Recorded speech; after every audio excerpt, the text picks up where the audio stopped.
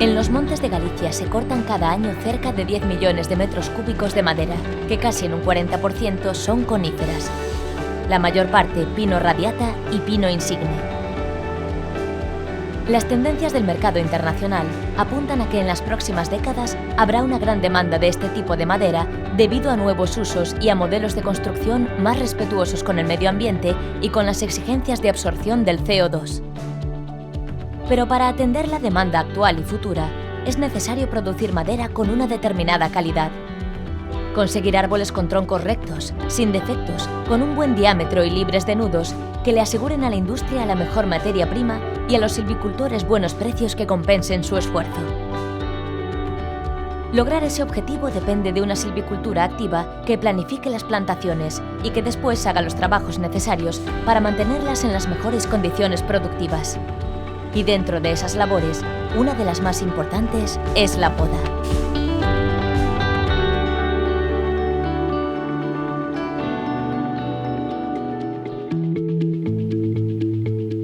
Pero, ¿por qué es tan importante la poda? Para hacernos una idea, veamos el monte que tendremos si no se hacen podas ni tampoco los aclareos y claras que deben acompañarlas durante todo el ciclo productivo. En esta plantación de las imágenes no se han cortado ramas o el trabajo no se ha hecho de forma correcta. Tampoco se eliminaron en su momento árboles malformados o de escaso crecimiento que seguramente han frenado el desarrollo de otros que sí podrían producir buena madera. El resultado es una masa densa que crece muy lentamente y que es difícil de mecanizar. Un monte cerrado que favorece la proliferación de hongos perjudiciales para la madera y que además ardería como una mecha si se produjese un incendio forestal. Árboles, en definitiva, que solo se podrán vender para triturar, con un rendimiento económico muy bajo. Y es que la madera de mayor precio en el mercado es como esta. Troncos rectos y bien desarrollados, cilindros casi perfectos sin ninguna rama hasta los 6 o 7 metros de altura, la fracción del fuste donde se concentra el 70% de su valor. Conseguir un monte así depende sobre todo de una buena selección de los pies que se van a dejar para el futuro, junto con un programa de podas que garantice su crecimiento equilibrado. Debemos observar la plantación en su conjunto para ver cómo evolucionan los árboles. Aquellos que presenten defectos, malformaciones o un crecimiento muy inferior a la media, compensa eliminarlos mediante clareos cuando son árboles relativamente jóvenes o con claras cuando el monte ya está desarrollado. Sacrificar estos árboles ayudará a que los otros crezcan sin competencia y alcancen un buen diámetro. En contra de lo que mucha gente aún piensa, la madera que se dejaría de producir se verá compensada por un crecimiento más rápido y con mejor calidad de la que queda en el monte, lo que significa mayor rendimiento económico que si conserváramos todos los pies para la corta final. Además, en el caso de las claras de árboles grandes, también obtendremos un pequeño adelanto de la producción vendiéndolos para trituración o para fabricación de tablero.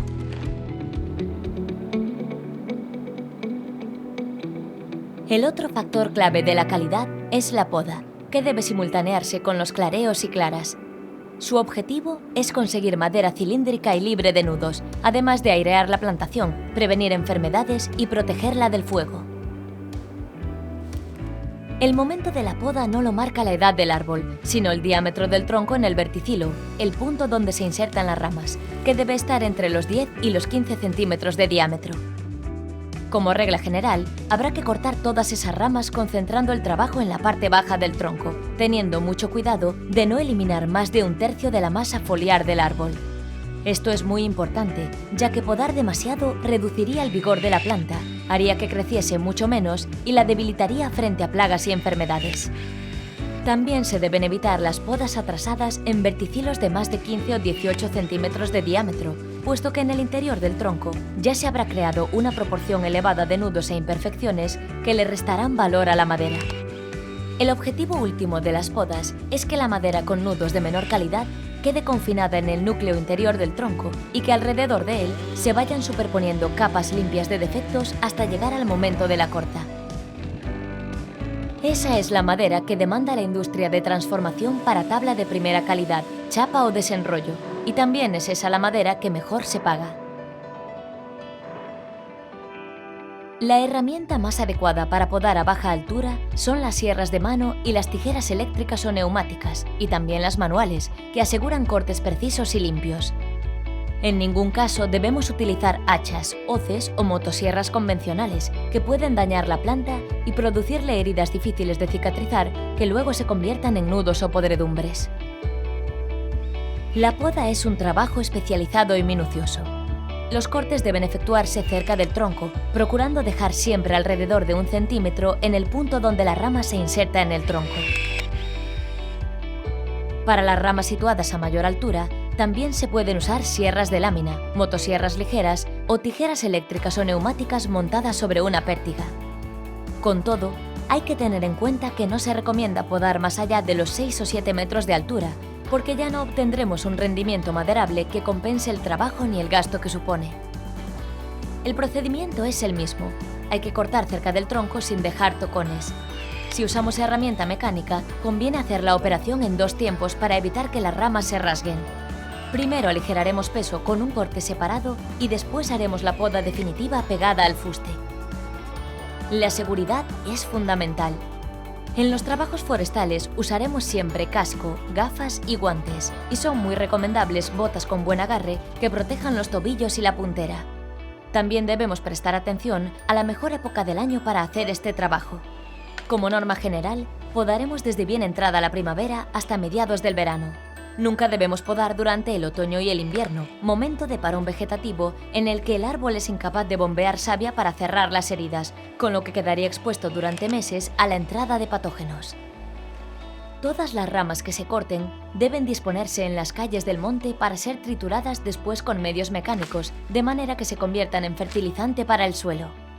Si la plantación es pequeña o es difícil que entre maquinaria en ella, se aconseja triturarlas en el sitio, sacarlas de allí para eliminarlas en otro lugar o amontonarlas. Los restos nunca deben quedar extendidos en el suelo, para evitar la propagación del fuego en caso de incendio y para poder movernos más cómodamente en los trabajos posteriores que requiera la plantación.